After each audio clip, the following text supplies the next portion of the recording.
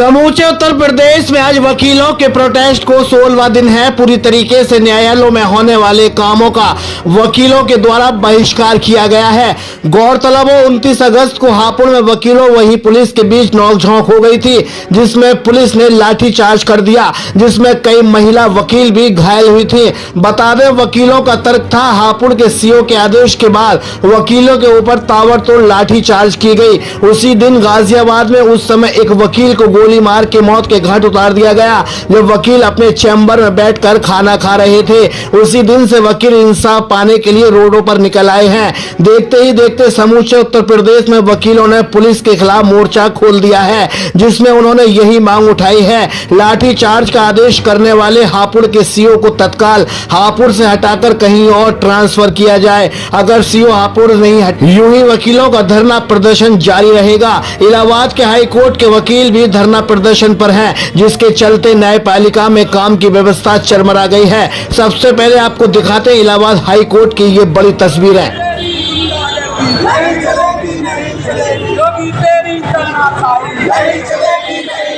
Police प्रशासन मुर्दाबाद, police प्रशासन मुर्दाबाद, पुलिस प्रशासन होश में आओ, पुलिस प्रशासन होश में आओ। आपने देखा किस तरीके से यूपी सरकार को वकील घेरते नजर आ रहे हैं। अलीगढ़ में भी वकीलों का प्रदर्शन बढ़ता जा रहा है। आइए देखते हैं अलीगढ़ में कैसे वकीलों का प्रदर्शन और विरोध बढ़ता जा रहा है।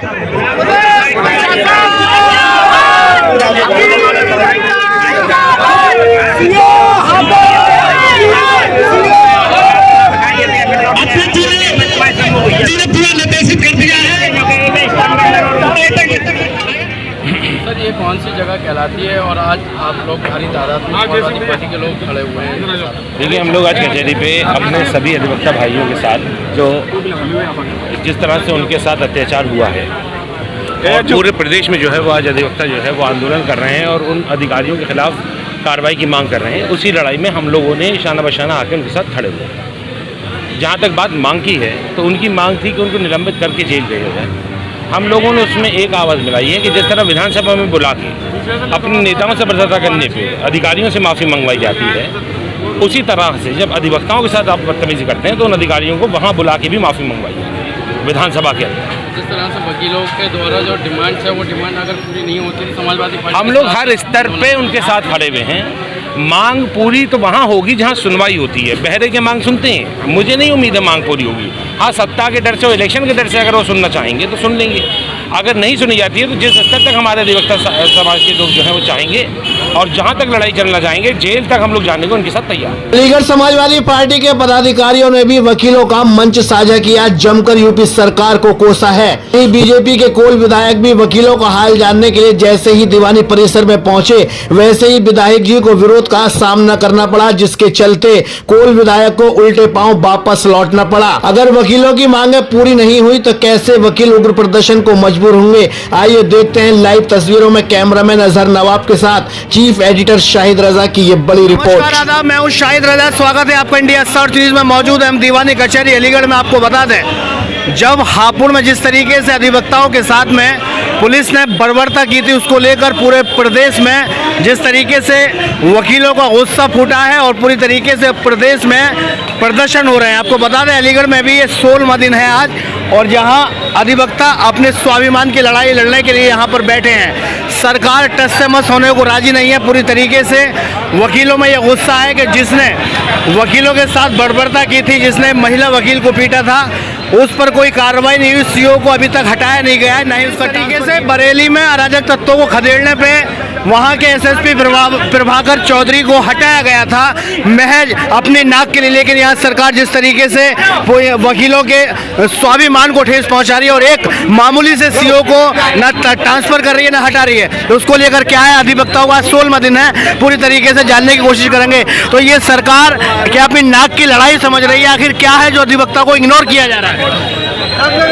ये सरकार सीधी उंगली से घी निकलने नहीं देगी। ये हमें सड़कों पे उतरने को मजबूर कर रही है। जब हम सड़कों पे उतर जाएंगे तभी हमें रोके पे नहीं रोक पाएंगे। हमें अभी ये शांतिपूर्ण प्रदर्शन को ये समझ रहे हैं कि हमारी कोई शक्ति नहीं है और जिस दिन हम सड़क पर उतर गए इनकी चूल हिला देंगे हम। जिस तरीके से जरा सी बात पर पूरा महकमा सस्पेंड हो जाता, चला जाता, लेकिन यहाँ कुछ तो ऐसी बात है सरकार की जो एक मामूली से सीओ को हटा के नहीं दे रही, जबकि पूरे प्रदेश भर में प्रदर्शन चल रहे हैं। तो क्या ऐसी बात है जो सीओ हट नहीं पा रहे? ये सरकार की सिर्फ हठधर्मी है और इसके अलावा कुछ नहीं है। वो अभी वकील की ताकत को पहचान नहीं पा रहे हैं। वकीलों ने अंग्रेज भगा दिए, ये तो चीज क्या है। अगर ये चाहे कहीं ऐसा ना हो कि इनकी भी रवानगी आगे से हो जाए। 15 तारीख तक आपका प्रदर्शन जैसे कि बता दें लिखित में है और आगे को ये बढ़ेगा, अनिश्चितकालीन में जाएगा, क्या रहेगा आगे? जब तक हमारा इसका समाधान नहीं निकलेगा हम अनिश्चित काल तक ये धरना प्रदर्शन करते रहेंगे और सरकार की चूल से चूल हिला देंगे। जिस तरीके से अभी बीजेपी के यहाँ पे विधायक यहाँ आए थे और एक रोष था वकीलों में सरकार के प्रति और उनके कार्यकर्ताओं के प्रति, तो क्या ऐसा मैसेज वो लेके आए थे और क्या आपने उनसे बात की? कोई ऐसा मैसेज वो हमें कोई आश्वासन देके नहीं गए, ना उन्होंने कोई मैसेज दिया ऐसा कि वो हमारा कोई इस समाधान निकालेंगे कुछ। वो तो सिर्फ क्योंकि पूर्व में वकील रहे थे, सिर्फ वकील होने के नाते हमारे बीच आए हैं। सरकार का कोई मैसेज उन्होंने हमें नहीं दिया। तो जिस आप देख सकते हैं किस तरीके से यहाँ पर प्रदर्शन हो रहा है, पूरी तरीके से यहाँ वकीलों में पूरा गुस्सा है और ये गुस्सा चरम सीमा पर पहुँचने में महज और चंद वक्त और ये चाहते हैं कि अगर ये सरकार नहीं सुनती है तो लगातार ये गुस्सा एक विस्फोटक रूप लेगा और आगे भी ये प्रदर्शन जारी रहेगा।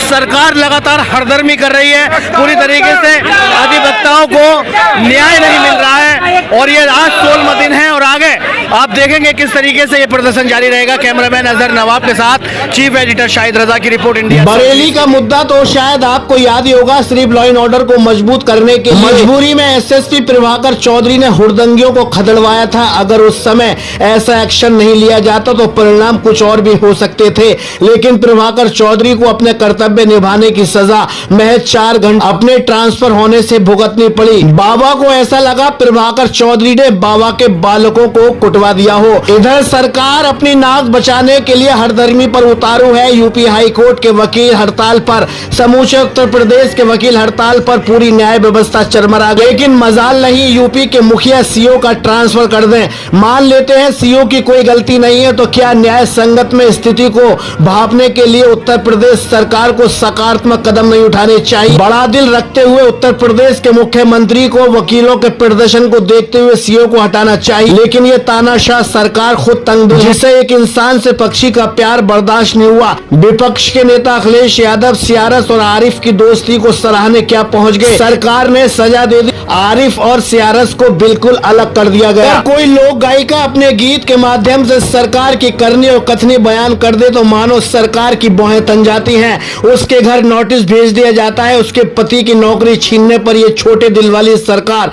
आमादा हो जाती है। सच तो यह है कोई मुद्दा कोई नीति इनके पास नहीं है, ये तो राजगद्दी का दुरुपयोग कर रहे हैं। 16वां दिन है, वकील सड़कों पर हैं, योगी जी चुप्पी साधे हुए हैं। एक सीओ को उधर से इधर नहीं कर सकते।